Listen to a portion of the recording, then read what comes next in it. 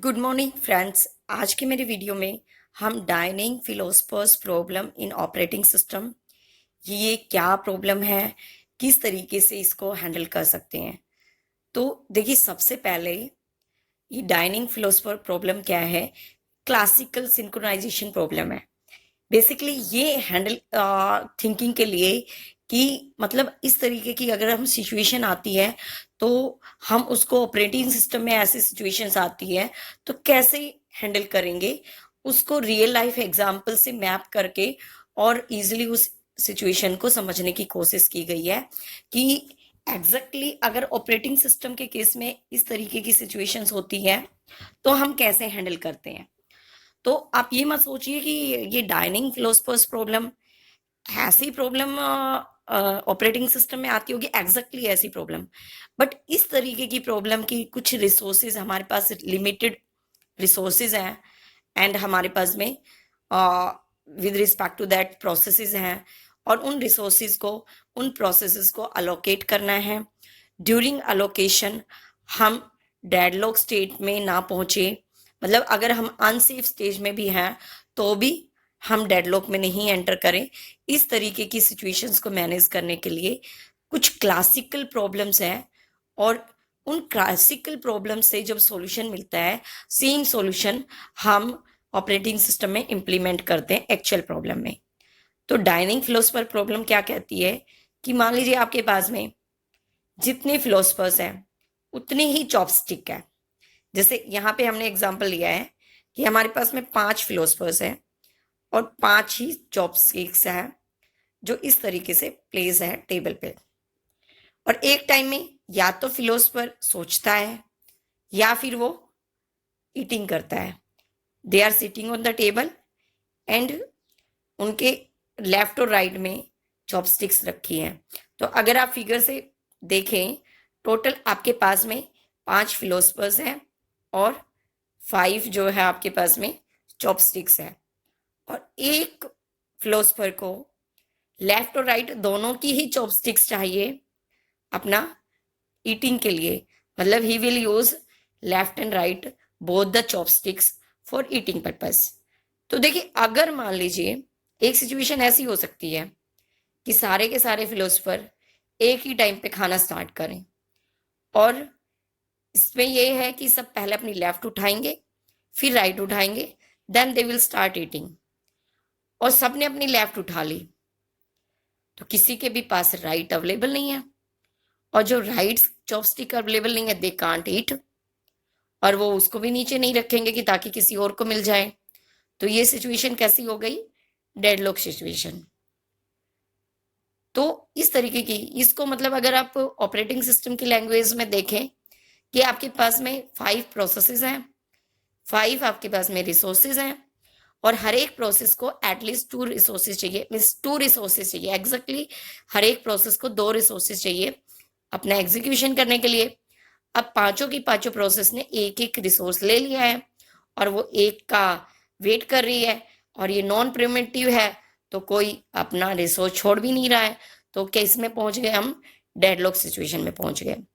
तो देखिए, अब इस प्रॉब्लम आपको समझ में आ गई होगी क्लियरली कि 5 आपके पास में प्रोफेसर है, 5 ही चॉपस्टिक्स है लेफ्ट साइड राइट साइड, और कोई भी प्रोफेसर 2 चॉपस्टिक यूज करता है।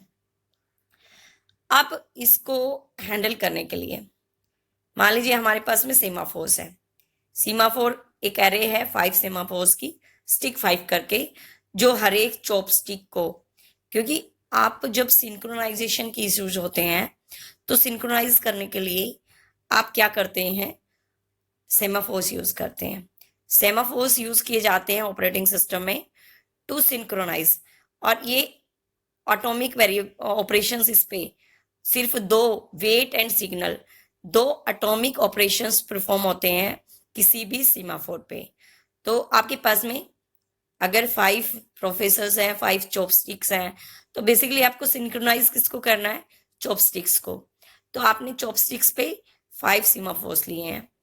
तो अब कैसे आप इसको हैंडल कर सकते हैं कि अगर मान लीजिए स्टिक आई अवेलेबल नहीं है, तो ये बेसिकली लेफ्ट चॉपस्टिक की हम बात कर रहे हैं। तो वेट कर रहे हैं। फिर अगर लेफ्ट अवेलेबल हो गई, फिर वेट कर रहा है राइट के लिए। अब जो दोनों मिल गई तो उसने ईटिंग स्टार्ट की। ईटिंग स्टार्ट करने के बाद वो स्टिक आई को सिग्नल कर देता है, मतलब स्टिक आई को उसने छोड़ दिया, लेफ्ट स्टिक को छोड़ दिया, और स्टिक I+1 को भी छोड़ दिया, अगली स्टिक को भी छोड़ दिया, और फिर अपनी थिंकिंग स्टार्ट कर दी। वाइल ट्रू, ये लूप है कि जो वेट स्टिक आई, कोई प्रोफेसर है, हाईएस्ट प्रोफेसर है, वो उसकी लेफ्ट वाली के लिए वेट कर रहा है, फिर राइट वाली के लिए भी वेट कर रहा है। लेफ्ट मिल गई तो राइट वाली के लिए वेट कर रहा है, राइट मिल गई तो ईटिंग स्टार्ट कर दी। फिर उसके बाद जब उसकी ईटिंग कंप्लीट हो गई तो उसने सिग्नल स्टिक आई कर दिया, मतलब उसने अपनी लेफ्ट चॉपस्टिक को छोड़ दिया और राइट को भी फ्री कर दिया और अपना थिंकिंग स्टार्ट कर दी। ये बेसिकली प्रोसेस, जो प्रोसेस होगी वो ये प्रोसेस होगी। बट इसमें अगर, क्योंकि सबके सीमाफोर अपने अलग अलग हैं, जो प्रोफेसर P1 है उसका अलग है semaphore, stick 1 and stick 2। Same way में प्रोफेसर 2 के लिए, P2 के लिए स्टिक 2 एंड स्टिक 3 है। तो अब उन चीज़ों को हैंडल करने के लिए हमारे पास में पॉसिबल 2 सॉल्यूशंस हैं। सबसे पहला सॉल्यूशन क्या है कि हम ये एक कंडीशन लगा दें कि जो कोई भी प्रोफेसर है वो तभी अपनी चॉपस्टिक्स उठाए जब उसकी लेफ्ट और राइट दोनों प्रेजेंट है।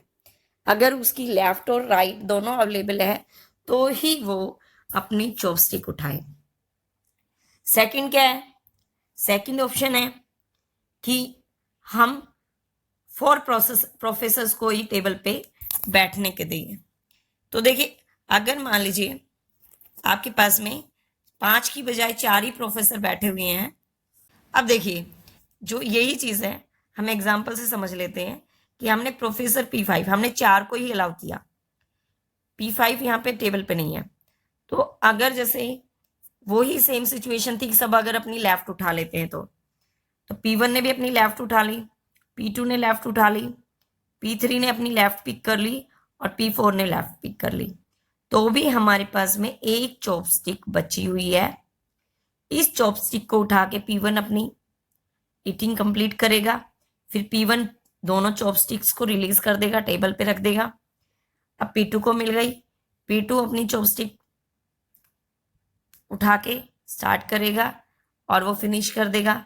P3 को मिल जाएगी, P4 को मिल जाएगी। तो इस तरीके से आपकी प्रॉब्लम जो है रिजॉल्व हो गई। दूसरा हम ये कर सकते हैं कि जो पहला सॉल्यूशन था कि किसी को भी तभी उठाने दें कि जब उसकी दोनों अवेलेबल हो। तो जैसे मान लो अभी ये अपोजिट वाले, जैसे एटलीस्ट 2 जो हैं आपके, कि मान लो P1 ये दोनों अवेलेबल है, P1 ने ये दोनों उठा ली, P3 ने ये दोनों उठा ली, तो ये दोनों साइमल्टेनियसली एग्जीक्यूट करके अपनी रिलीज कर देंगे। फिर P4 ने उठा ली और P2 ने, मतलब इस तरीके से अगर हम सिंक्रोनाइज कर दें तो बल्कि 2 लोग एक साथ they can complete their eating. मतलब तीसरा सॉल्यूशन ये भी है कि हम जो अपोजिट साइड वाले हैं, अपोजिट साइड वालों को ही एक साथ अलाउ करें। हम इस तरीके से सिंक्रोनाइज करें कि P2 और P5 एक साथ ईटिंग करें, या P1 और P2, P4 या P1 P3 के साथ भी कर सकता है। मतलब अपोजिट साइड वाले हम 2 लोगों को, ये जो है इस तरीके से भी हम सिंक्रोनाइज कर सकते हैं कि जो 2 लोग कंसिक्यूटिव लोकेशंस पे बैठे हैं, एडजेसेंट बैठे हैं, वो एक साथ हीटिंग ना स्टार्ट करें। ये चीज़ करके भी हम इसको हैंडल कर सकते हैं। अब इसी चीज़ को अगर आप प्रोसेस में लेके जाओगे तो प्रोसेस में कैसे लेके जाओगे कि भाई एक तो सॉल्यूशन ये है, आपके पास 5 प्रोसेस है, सबको किसी रिसोर्स के 2 इंस्टेंस चाहिए, किसी भी रिसोर्स के 2 इंस्टेंस चाहिए एग्जीक्यूट करने के लिए, और इस रिसोर्स के भी इंस्टेंस आपके पास टोटल 5 है, आपके पास प्रोसेस भी 5 है, P1 से लेके P5। तो आप क्या करेंगे, और रिसोर्सेज आपके पास में R1 to R5 है। तो ये है कि या तो आप 4 प्रोसेस को ही एंटर कराएं ताकि एटलीस्ट एक प्रोसेस कंप्लीट कर सकें, या फिर आप ये करें कि जब एटलीस्ट 2 रिसोर्सेज अवेलेबल हो तो ही अलाउ करें किसी प्रोसेस को रिसोर्सेज लेने के लिए, ताकि वो अननेसेसरी का वो प्रोसेस जो एग्जीक्यूटिंग प्रोसेस है वो अननेसेसरी का किसी रिसोर्स को हैंग ना करे, कि वो हैंडल करके बैठे ना, वो अपने पास रख के ना बैठे, वो वेट करे जैसे ही दूसरा और रिसोर्स कहीं से भी फ्री हो फिर वो अपनी प्रोसेसिंग स्टार्ट कर दे। ये सॉल्यूशंस है डाइनिंग फिलोसफर्स प्रॉब्लम का। अगर फ्रेंड्स आपको मेरा वीडियो अच्छा लगा हो तो मेरे वीडियो को लाइक करें, मेरे चैनल को सब्सक्राइब करें।